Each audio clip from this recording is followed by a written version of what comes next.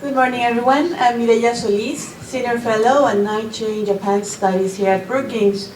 It is a pleasure to work this morning with the U.S. Japan Research Institute in hosting Professor Komiyama, who will discuss his recent book, Beyond the Limits to Growth, New Ideas for Sustainability from Japan. Let me just say a word of introduction.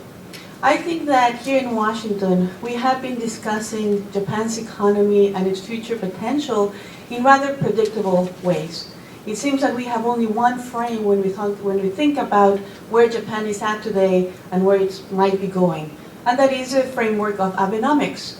And I don't mean to imply that this is not a very important conversation to have, but I think that we all stand to benefit if we look at the problem with fresh eyes, with a different framework, and think about where Japan may be going by focusing, as Professor Komiyama does, on the very important issue of sustainability. And I also very much appreciate that Professor Komiyama challenges the conventional wisdom. And some of the issues that are frequently considered handicaps for Japan, such as the energy dependency, the low fertility rate, the rapid aging of the population, I think that he highlights how these issues could be tackled creatively, and perhaps they could become sources of strength for Japan in the future. So we're in really for a wonderful presentation and discussion today. Let me just briefly introduce our speaker, who we're delighted to host him.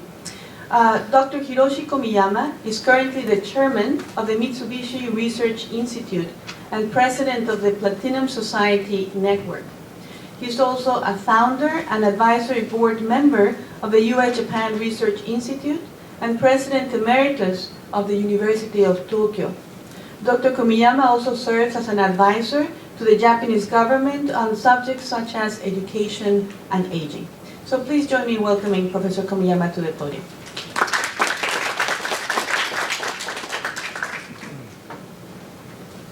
Thank you, Mireya. Very good introduction.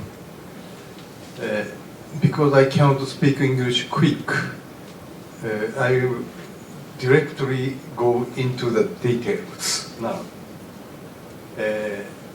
I'm talking about the overcoming the limits to growth.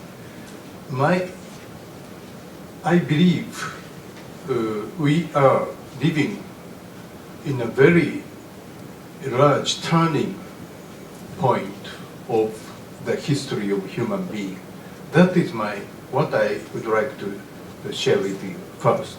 And I will talk about what is the 21st century and what is Japan very briefly, and the Platinum Society. And I think the action is the key point. And this graph shows the per capita GDP, but divided by the then world average per capita GDP. So here we have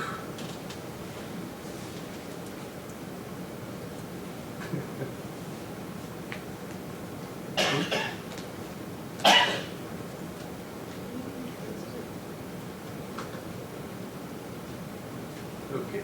Here we have 3 or 4. This means the people in the developed countries earn 3 or 4 times the average of the world. And back to 1,000 years ago, here, all the people earn mostly same in the country. This means the major industry was agriculture, and so it's almost same in country to country. Industrial revolution changed that situation, increasing the productivity of a person. And those countries who started industrial revolution became developed countries, started from European countries and North American and Australian continent. And what happened to the other continents? Africa, Asia, and South America. most of them became colonies.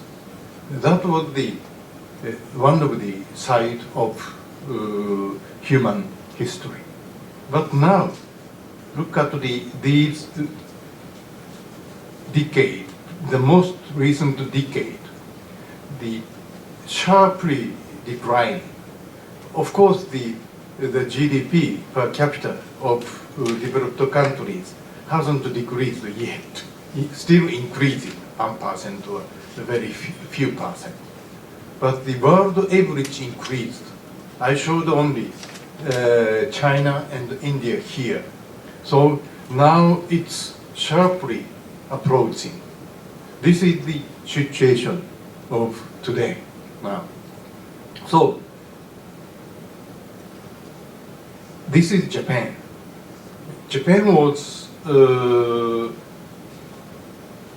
here Meiji restoration started. At that time, Japan may have become colonies, but we didn't. Yeah, sharply we catched up the Western industrialization, and we became developed countries. Twice these drop of economy happened due to wars against China and against Russia was there. The first one. And second one was the Pacific War. And we lost everything at that time. But except for these two periods, economical drop, we caught up with the industrial revolution very rapidly. This is the situation of Japan. I think Japan is the only country who could do that. And this is the second great turning point. It is the world average lifespan. Do you know? In 1900, world average lifespan was as short as 31 years old. 31 years old. Most of them already died. But now, after 2011, world average lifespan became 70 years. What does it mean? This means now most of the people can eat, can be fed well. Because I checked the persons who I know in the history. For example, Julius Caesar was assassinated at the age of 67. And most of them lived long, the people whom I know the name. The longest one is Archimedes, 82 degrees, but I don't know how reliable are the statistics of that time. But anyway, people whose name I know lived long, but the average lifespan was 24, 25 years old. What does it mean? Most of the people, most of the normal people couldn't eat well. So babies died, and there were no refrigerators when not sufficient famines, people died also. The average was 24, 25 years old. So 70 years old lifetime span means most of the people now can eat. Obesity is rather more important than hunger now in the major part of the world.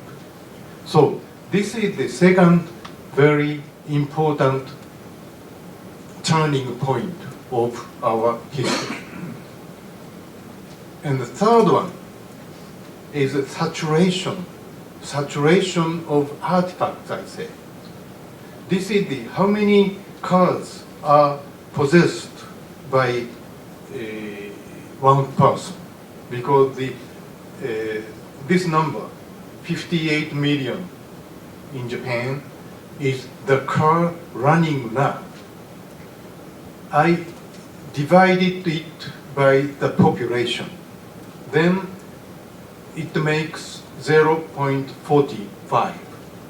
So if this number is 0.5, one car is possessed by two persons. So surprisingly, in most of the countries, from Japan to Germany, it's 0.5. Already, one car is possessed of two persons. And that is the saturation of cars. This happens every artifact, including refrigerator, television set, or something like that. So, how many cars are sold a year in Japan? It's very simple. The number of scrapped cars is the new sales of a car. It's balanced. Now in Japan, 12 years is the average lifetime of a car. So 58 million divided by 12 years equal 4.9 million cars per year. This is the annual sales of a car. And this doesn't grow because the population is almost constant. Not only in Japan, in most of the developed countries. United States is a little different from that situation. But in most of the developed countries, population saturates and artifact saturates. So new selling saturates. This is the situation. Why? Growth of economy becomes small. So that is the reason why we are doing TPP or other economical treaties to sell for the new markets. But the important is the rate of growth in developing countries are very rapid. 2007, 2 cars are possessed by 100 Chinese people. But now, 10 cars are possessed already. If they grow like the Japan, France, or Germany, then within 7 to 10 years, Chinese economy will saturate. I think it has already been started, Chinese saturation. This is very big thing. We should be very careful about the situation where economical engine will be disappearing. This is a situation. Then what did Japan? First, Japan overcame the risk, danger of becoming colony. Second, which I show in the Japan, this is not a picture of PM 2.5 in China. This is Japan. But photograph of Kita-Kyushu of 1960s, 50 years ago. But what happened now? This is the present. This is the bay of Kita-Kyushu. This is the present. People can swim now. It took 50 years, but we recovered. The second point of Japan overcame energy crisis. Maybe you remember the oil shock.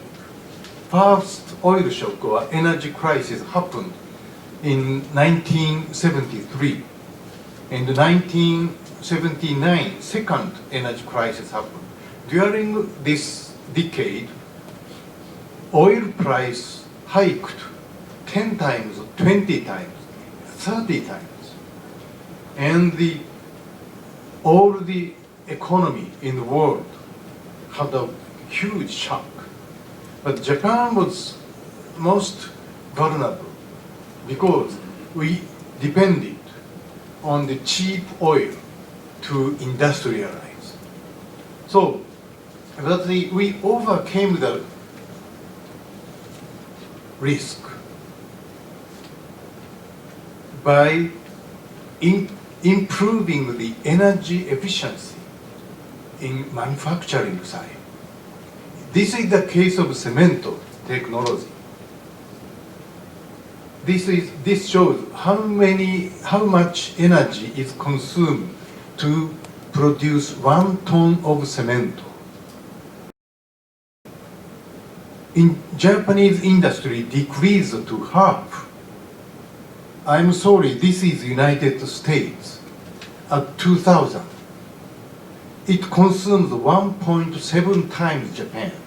They used 1960s technology of Japan. So every manufacturing industry in Japan did it, including steel production, glass production, pulp production, and so on. And so Japan formed world's strongest manufacturing industry. We are proud of that. This is the second one. And in total, I'll short up the long history of 2,000 years. But what is Japan? Before we closed Japan outside in Edo period, start of Edo period, which was 16,000. Then Japan was one of the peaks, one of the civilization peaks in the world, showing various indexes, steel production or manufacturing of arsenals or average lifetime. As I showed you, average lifetime shows how many people could eat. So one of the people, but in 1600, we closed our society to outside for 250 years. During that time, Industrial Revolution started in England. Yeah. The large-scale production by standardization. This is the essence of Industrial Revolution. Japan did not do that. What did we do? We developed very sophisticated culture in this peace period. For example, the sashimi, tempura, and noodle were started in this period. And also tea ceremony, not a tea party. Japanese tea ceremony is something like life. So we are proud of our culture, but in 1860s, we had some very big danger to be colonized. But we could come up with that, and the high economic growth we realized, and answering pollution, because Japan is a small country, densely populated. There, industrialization was very rapid, and so severe pollution, air pollution, water pollution, soil pollution happened. But we overcame that difficulty. And as I showed before, we answered the energy crisis, and also realizing the world's longest lifespan. Consider economic growth, good environment, and energy, and long living. these are hopes of the people for the history. Or in other words, this is the target of civilization. So Japan succeeded as other developed countries did. So our difficulties, our problems, including global warming, aging of the society, energy issue, new energy issue, like that, are the challenge of civilizations from now on. So Japan is in advance of the other part of the world to have these problems. So if we succeed in solving these issues, then we will be able to show you the new model of 21st century. That is very basic idea of mine. Then, what are the visions? This is the question. What are the visions? I think now majority of the people, regular citizens, not Julius Caesar, regular citizens in developed countries have enough food, clothing, shelter, mobility, information, and longevity. This is very unique feature of today. And it will not be later than the mid-21st century that the majority of the people in the world will own them. In China, soon in India, and in, I don't know, North Korea, and sub-Saharan area, I don't know, but the major part, people will enjoy the materials which we have in the developed countries. Then, what do we wish to have at that time? I think quality as well as the quantity. So, Platinum society shines with dignity. Gold shines like GDP. But after not only GDP, we need more quality, I think. Platinum society shines with dignity. And now, about 130 mayors and governors work with me, go for platinum society. And about 80 companies, major companies, help me. And what do we know? What do we wish to have? That is the real discussion. What do you wish to have more? This is the real question, I think, of the 21st century, because we have materials, cars, televisions, refrigerators, houses. What do you wish to have? What do young people wish to have? This is the real question, I think, and we are discussing. And necessary conditions are ecology. That is one thing. In Japan, now the huge typhoon visit us more frequently than before. Bigger typhoon due to global warming. And we have some resources difficulty. And we have aging society. Probably elder people need to participate in the society. Then they will become happier. And job opportunities. This is a huge issue. Because the productivity increases. The production of materials are constant. Then we will lose jobs. That is a very important issue. So I will a little talk about in detail. This is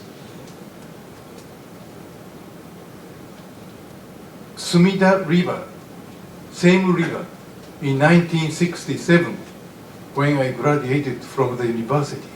And right is now, ayu, it's a name of a fish, and ayu, which can live only in clean water, recovered in this river now. You can enjoy fishing, ayu fishing, in most of the Tokyo rivers. This is unique. This is very unique in mega or giga city in the world. I think this is only one. And that is ecological situation. Another is energy. In 1973, we solved the issue of energy crisis. At that time, the 2/3 of energy were used in manufacturing. But now situation is different. I call daily life, transportation, and business, and houses. 60% of energy is consumed by daily life of people, our regular citizens, ourselves. And we can decrease this part quite significantly. I will show. This is the plot of energy consumption by a car, mobilization. This is theoretical plot. Plot the reciprocal of fuel value against the weight of a car. Then if technology is the same, it makes a straight line passing the origin. Look at this. Reds are European and American cars, sorry, including GM or Volkswagen. Blues are Japanese cars. At the same weight of a car, 20% less energy is consumed. Why this plot makes a straight line through origin? That is because if there is no friction, automobile doesn't need any energy. Where friction exists in a car, it's between tires and earth. This friction theoretically proportional to the weight of a car. And so if the car weight is 0, it doesn't consume any gasoline. This makes straight line. If you ride on a hybrid car, I am doing, then energy consumption will become half. And furthermore, electric or fuel cells cars are used, further half. And in 2050, car weight will become lighter and lighter, probably 1/2. Then how much gasoline is consumed in 2050? 1/8, because 1/4 and half. Then gasoline consumption by same size of car becomes 1/8. How many cars will run at 2050? If we assume that all the people own car at a rate of 1 car per 2 persons, cars in the world will become 4 times. Okay, come on. Gasoline consumption will become half. This is the hope due to technology. Other hope is bicycle. So, I talked about the transportation. And second is the houses. This is my famous, rather famous, Komiyama Eco House. The energy from outside is 0. My house is equipped with solar panel. and quite a good energy efficiency. And then the energy consumption, energy supplied from outside is zero. Huge potential. Same as in the buildings. So,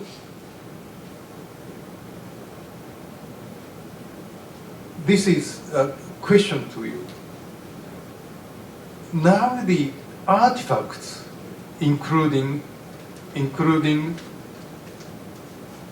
houses, business means buildings and automobiles. These number of these artifacts saturated, almost saturated. In Japan, almost fully saturated. Also in Europe.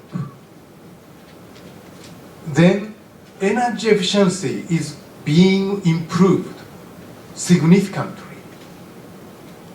Then why is energy consumption increasing?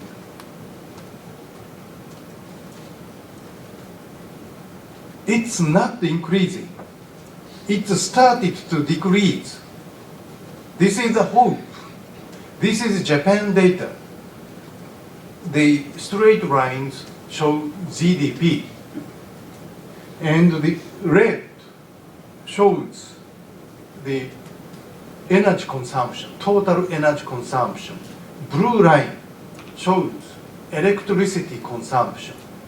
Started to decrease energy consumption, although GDP still continues to increase. Next, I will show same data but different plot. I took the values at 1973 as origin, one, and the ratio is plotted. Then, very clear, what is this? Until 1973, Japanese economy depended strongly on heavy industry. So GDP growth is made by the increase of manufacturing productions. Then if GDP becomes double, energy consumption becomes double. This is the situation before 1973. After 1973, I showed in the case of cement production, industry started to energy efficiency. So what happened? GDP increases. GDP increases at this time for about 4% a year. But for 12 years, red is energy.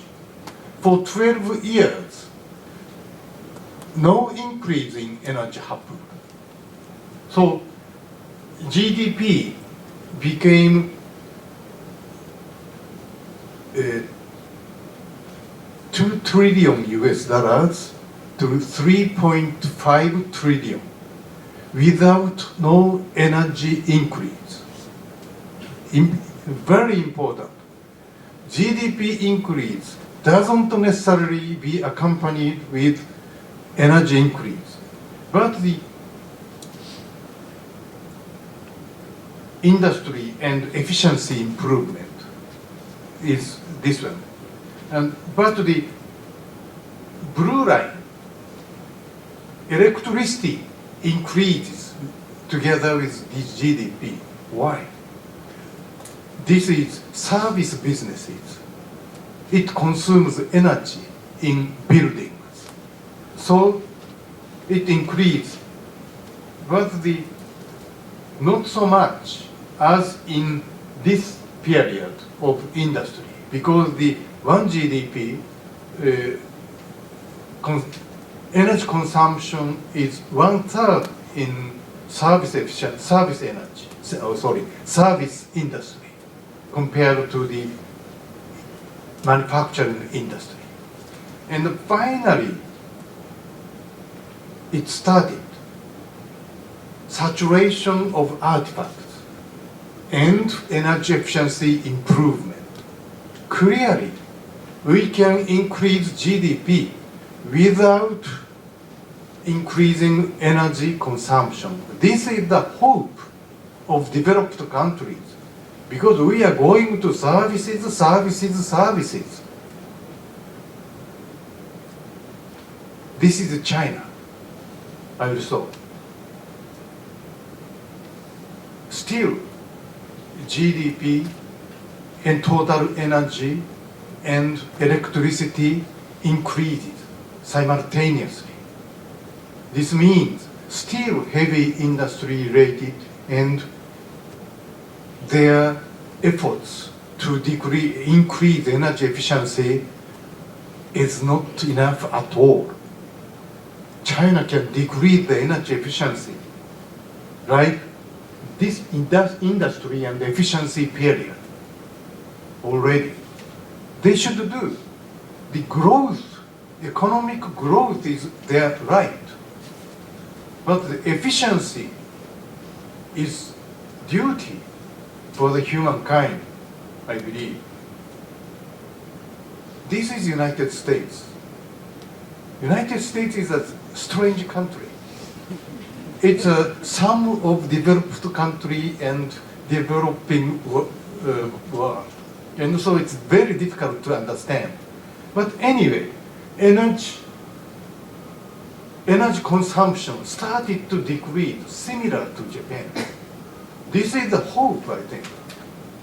I hope some Paris COP21 will succeed. Probably will be succeeded, because the United States and China can do. So this is the, how much should I talk? I should stop talking. Okay. Then self-sufficiency is okay. I will skip. This is my proposal to Japanese government and Japanese people. We should self-sufficient. We should be self-sufficient with respect to energy, because the energy consumption decreases, and we have sufficient technology and resources of renewable energy. So we can be self-sufficient with energy. And the second is urban mines. Urban mine means we have cars, buildings, and under the condition of saturation, we need 5 million cars, considering the scrapping of 5 million cars. This means we have all the metals we need, including iron and rare earths. Japanese industry recover all the rare earths contained in the car. So under the saturation of automobiles, we don't need to import new mines or new worlds. So urban mines provide us with sufficient and necessary resources. This is the situation of the 21st century. And food, water, including these very basic things. Okay, I will stop. Another is the aging issue. This is also very important. We will make this pinch to chance, because the aging will be the very important source of new businesses, I believe. I will stop. Please read it. Anyway, I'm talking,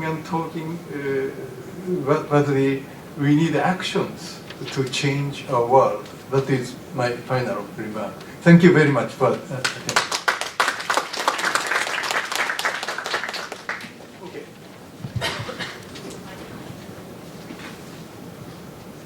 Sorry, I talked too much. Actually, I can't speak English quick. If I talk in Japanese.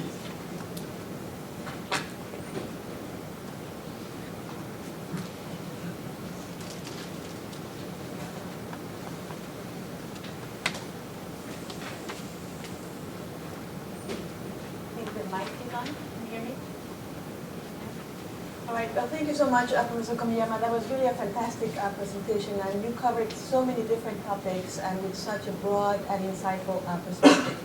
So I would like to take the opportunity to ask a few questions and then let the audience obviously I'm sure there are other questions.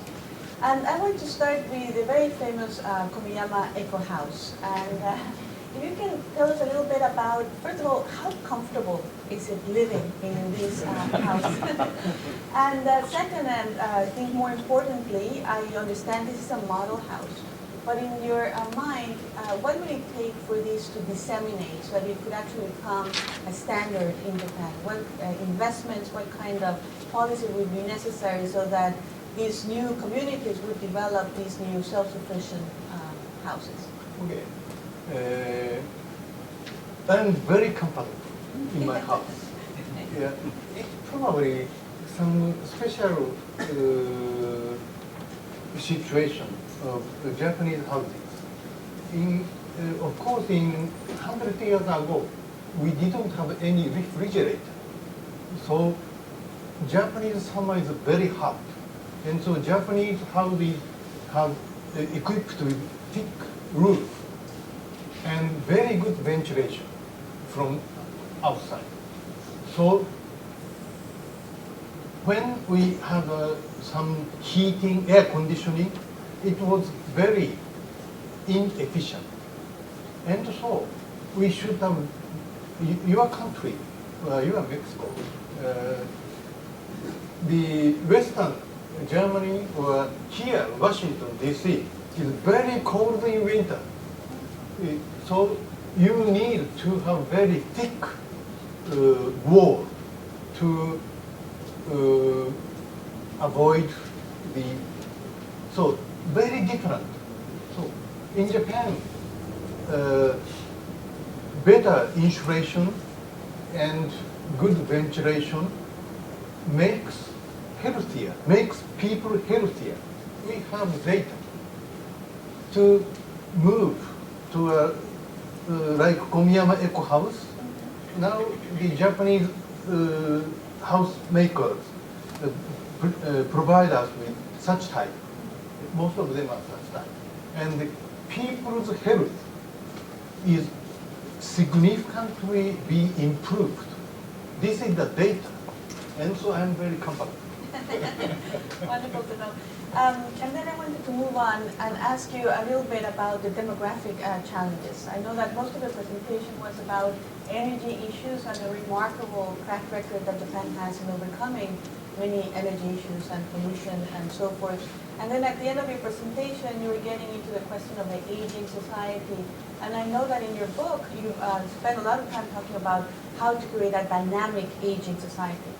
So what I want to ask you is a little bit different, but does go into the demographic topic, and that is that I actually have been quite surprised that recently in conversations with many people who visit from Japan, I find that for the first time they bring up a topic that I used to think was off limits, and that is immigration. Because that would be perhaps a way to create a sustainable Japan. That is that you let younger people come, and that would then generate new demand. That would generate the supply of labor force and so forth. So I know that this was outside the scope of your talk, but if we're thinking about revolutions, it could be a green revolution of a different kind in the sense that you actually lower the average age of the population. So I don't know if you have any thoughts about Oh, yeah. Immigration is one point. But they consider how quick the developing countries are developing now.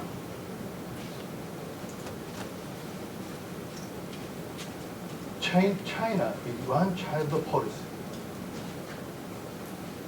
birth rate of Thailand is 1.4, less than Japan. Indian birth rate, very drastically dropping. Who will come to United States? This is very important point. So, to accept the refugee people from Iraqi or that's a different thing. But we need to improve our domestic situation demographically. That is my idea. And so what is the society where young people don't want to have babies? We don't need to have such society. So, two children is some very healthy situation. Of course, it's an average. It's freedom. Of course, it's a freedom. But I think we need to create a society where young people wish to have 2 children. Unfortunately, my son has 1 child, and my daughter has 1 child. Thank you very much, Komiyama-san. And my last question, and this is a little bit of a contradiction in the sense that I started the opening remarks saying that it's important to move away just from discussion on Abenomics, as important as that is. And in a way, I'm going to come back to Abenomics, even though I started my introduction today in that way. Because many of the policies that you describe here may have a connection to the current Abenomics framework, in the sense that the emphasis on technology, on education, and so forth. So I was wondering, when you present your plans to the Japanese government, when you talk about the energy independent, resource independent Japan, and all these other energy self-sufficiency efforts, what do you see in the Abenomics policies that you think it's on the right track? What do you think needs to be emphasized more? How do you think the current thinking on how to revitalize the Japanese economy relates to your framework? Okay. Are you talking about the first Abenomics? That's also a separate question. There's Abenomics 1.0 or Abenomics 2.0, whichever you want to. In the 1.0, there are 3 arrows. Yes. The first arrow made weaker yen. I think because we have 2 strong yen before that, and so this succeeded. The other 2 arrows didn't drop. In particular, economic growth strategy didn't work at all, I think, because growth policy should be in platinum society, platinum industry. I think there are 2 types of demands. One is saturating demand, like cars, buildings, like that, and the creative demand, which is related to platinum society. The possibility, for example, I showed in the last slide the robotic technology to help us, to help people. In the 20th century, robot helped people's labor in industry. But in the 21st century, it helps us. Now, my neuron ignites to send electric current, and these current working. If we detect this current by some means, we know I wish to do like this. Then the motor rotates. This is the robot technology. Some prototype has already been sold. So as long as our brain is alive, we can be independent. We can be self-working. that is our vision. This area creates huge possibility of new businesses using technology. I think we should go that way. This should be the third arrow of Abenomics 1.0. But we failed to do that, and so it didn't work. Interesting. So let's open it up. If you can please wait for the mic and identify yourself and ask a precise question. I have a gentleman here in the front, and then you have the mic is coming. Please make the English clear. My ear is not so good. We are on the same level almost. So, thank you so much. It's very exciting to listen to you. I used to be involved between Europe and Japan, so I was behind over 20 agreements, government to government, joint companies, joint research for the European Union, and so on. From Scandinavia, France, Italy. This was in the 80s and 90s. My conclusion was, quite a frustration, the potential of cooperation between Japan in all industries, from nuclear to computers and so on, and European countries as well as between European Union and Japan was much larger than what we could get with 6 trips per year from Paris to Tokyo and so on. So everyone involved, from President Mitterrand to small companies, regions. My question is, I'm very excited about your idea, and you have here the number of members, quite impressive on Japanese side. One problem we had is cultural translation and sustainability of cooperation between Japan and various countries. To be more specific now, in your case with energy, environment and so on, I would advise to have you pick up like Nordic countries in Europe. Finland is not Scandinavia, but Nordic countries. What about now implementation of your ideas? One of my questions is, generally speaking, how are you going to go about it? And the more specific one even, I would suggest to have specific partnerships with Scandinavia for environment, for eco-friendly products and so on, with France or something else, with Italy. How can you get about it? When are you going to be ready for next step to be more specific for the implementation of your vision? You should give some advice to me. I will send the bill later, but thank you. Yeah. Yeah, I think you are right. And now I am doing several efforts to talk with Scandinavian countries, including Denmark and Norway and Sweden. They have some sympathy to my idea. But I think the East Asia is very important because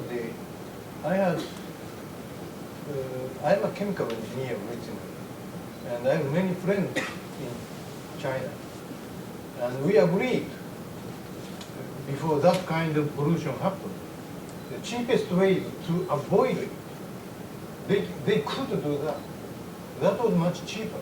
And so we have many collaborations now with East Asian countries, including Indonesia. For example, in Surabaya, it's the second biggest city.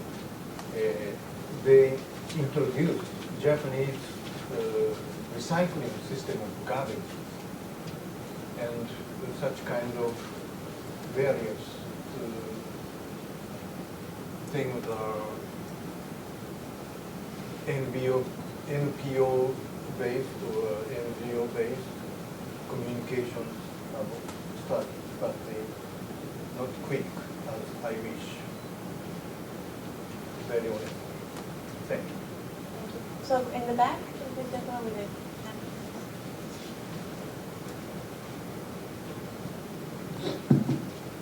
Thank you very much for the very thoughtful presentation.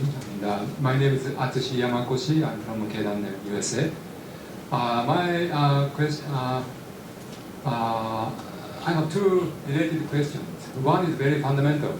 As you pointed out, we are very proud of the fact that Japan could overcome so many difficulties. But I cannot help asking you why Japan could. This is the first question. I think there is something secret in Japanese characteristics. So this is my first question. But second question related. We are facing lots of difficulties even today. And following up this first point, how do you think we can kind of reproduce such a potential of Japanese people to overcome the difficulties? I think mainly by education, but the education may take several decades. So what do you think we can do right now to realize the Japanese people's potentiality to overcome these problems? Thank you. Yeah. I wish to have 2 hours. I think the next that too. Next time. But I talked with her before this meeting. What is the characteristics of Japan? Umezao Tadao, he's a very famous archaeologist of Kyoto University. I agree. I have some sympathy with his idea. There are 2 areas which had very high civilization. Far west, including England, France, and Germany, and Japan, far east, Japan. And why? They are very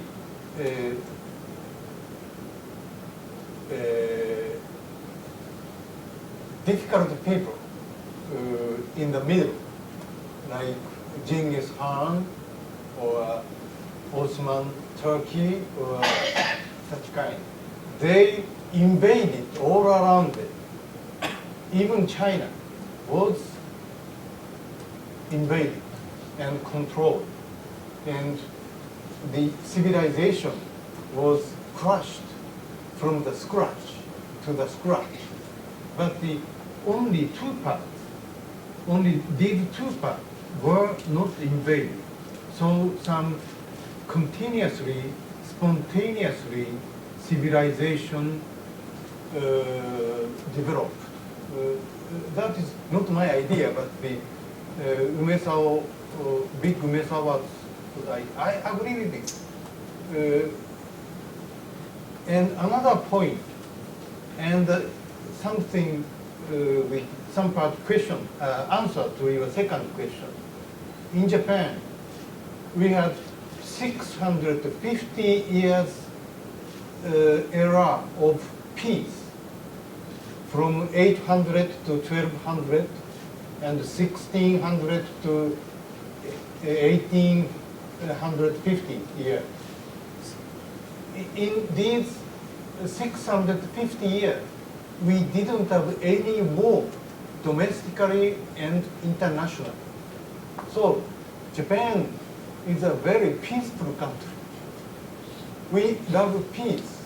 We don't like strife. This interferes the breakthrough of Japan, I think. We are not good at very rapid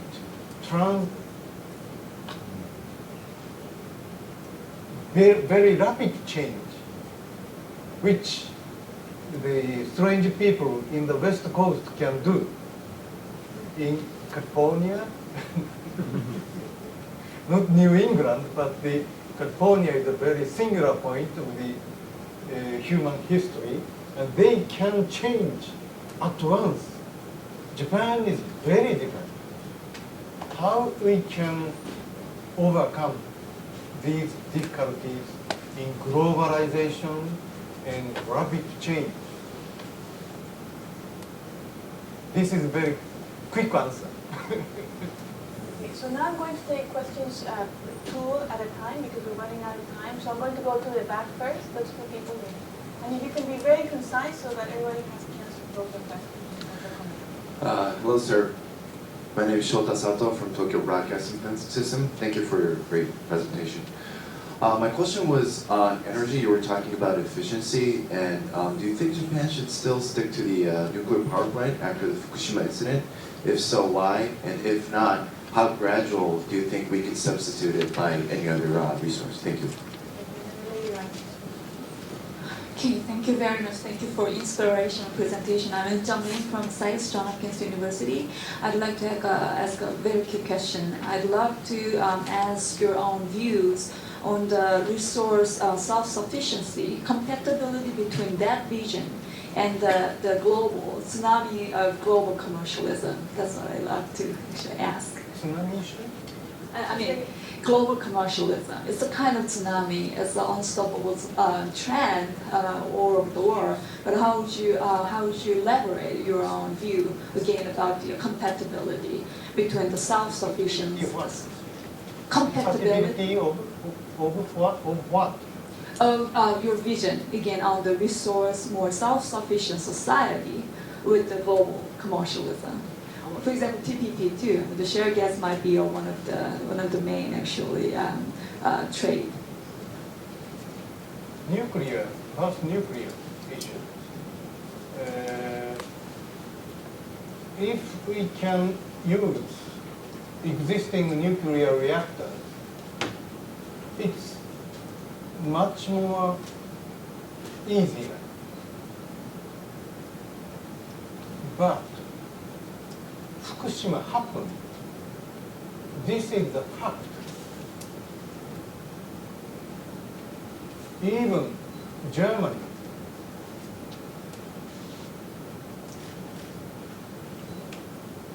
get out from the nuclear vision. I think from the economical and technological point of view, we can do without nuclear because renewables become so rapidly cheaper and more economical and economical. And so we can do that. But of course, so huge investment has already been done to nuclear.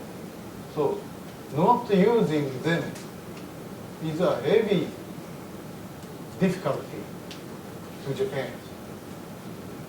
But I think we can do that even without nuclear. That is my opinion.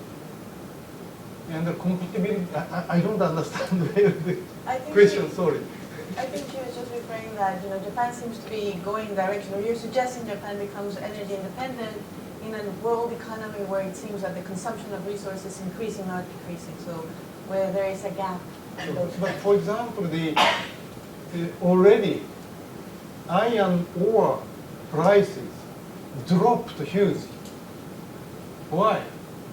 Chinese consumption became down. Why it down?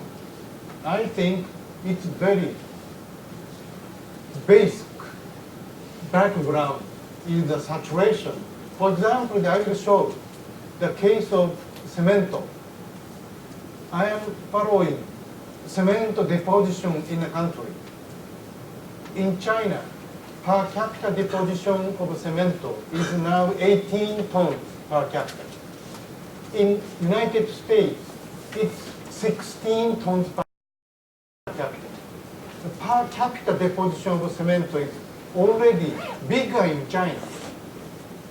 In China, more than 5 times concrete-made things, roads and buildings exist now. I think it's more than saturation. that is the very basic background of iron ore price decrease. So it's already happening, I think. So compatibility of my idea with the global economy has to be done. That is my idea. It's already occurring. I think the only the way, I don't know only, well, no, but I think one way to avoid this economic crisis due to that saturation is my way. Thank you, Commissioner. Two more questions and that will be the end of it. The gentleman in the back and then the other gentleman on this side. And you can be very brief because we're out of time. Yes, sir. Daniel Vasquez, CEO of Intelliwings International Consulting. And Samuel Huntington, in his book Culture Matters, said that some cultures are just naturally better at adapting and improving than other cultures. Do you think that Japan's methodical approach culturally will ultimately help it? Methodical. Methodical. Will that help Japan in the long run or hurt Japan? And how can American international consulting companies like mine help Japan in such a process? Thank you. And one last question. If you can raise your hand, I guess, so I can see you. Thank you. Alex Forster from the East-West Center. My understanding is that there's a trend in Japan where single-family homes often don't last. They're not passed on from generation to generation or sold. Instead, they're torn down and rebuilt. Does this have any implications for widespread use of renewable technology or major impacts, as you see it, on efficiency and resource consumption? And if it is problematic, is it something that can be tackled and addressed at a social level? Thank you. Last question was about? So we're talking about national characteristics that help explain Japan's success in the past. And the question was that Japan is known to be a country of methodic approach to problem solving. And we're seeing that one of the reasons why Japan has been successful in the past. And then I think there was a plug-in for how to consulting companies. Maybe it's not direct answer, but I think the weak point of Japan can be compromised by the strong point of the United States, I think. Frontier spirit of the United States is what we wish to have. So both countries are very strong in technology. In 20th century, we have 16 Nobel laureates. This is the second largest number. First is, of course, United States, close to 100. But after Japan, England is 12, I think. Germany 8 or something. So Japan is the world's second strong country with respect to science. And so both countries, United States and Japan, are very strong in technology, science and technology. But Japan has problems in advance of the world. United States is young, but you have frontier spirit, I think, which I admire. So if we collaborate, I think the collaboration is the world's strongest, I think. And the second is social housing in Japan. Can renewable technology be easily deployed? I think anyway, we have to solve the small birth rate, now 1.4. We are competing with Germany. We are 1.44 in Japan, 1.42 in Germany. We win, but they very close. But this is a very important question. I think that information and the communication technology and the change of work style is key for better life and the larger birth rate, because now the telecommuting is not so often in Japan, but I think it's enough. 80% of the hours Mitsubishi Research Institute people are working for computer. Then only once a week they should commute physically. And other 4 days they can do it teleworking. Then the young ladies who have babies can continue to work. I think that is very important. So such kind of technological support can change our society. I would vote for that teleworking system. Thank you. Well, thank you so much. This has been a delightful conversation. Please join me in thanking Professor Komiyama. Thank you. Thank you.